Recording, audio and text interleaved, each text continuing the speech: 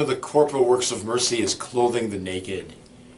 When I think of that work of mercy, I think of Jesus, the 10th station of the cross, being stripped of his garments before he's thrown down and nailed to the cross. He's stripped not only of his clothes, but they try to strip him of his dignity. So he stands exposed to the crowd.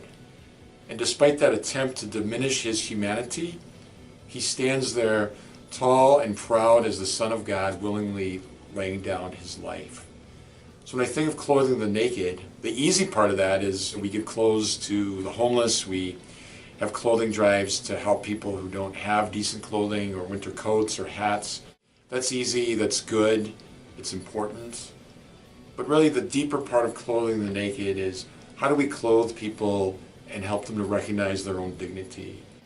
How do we clothe them with love and respect? How do we clothe them with what they need to recognize that they are children of God?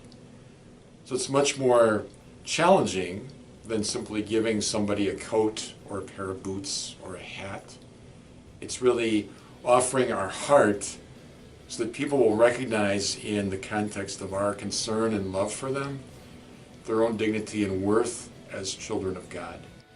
So when Jesus was stripped of everything was taken away from him, he still gave his all because he didn't allow that act of violence to diminish his humanity. We live in such a world today that's in so many ways violent and poor and unjust. How do we change that even just a little bit to tilt people towards goodness, to clothe them with hope, love, and joy?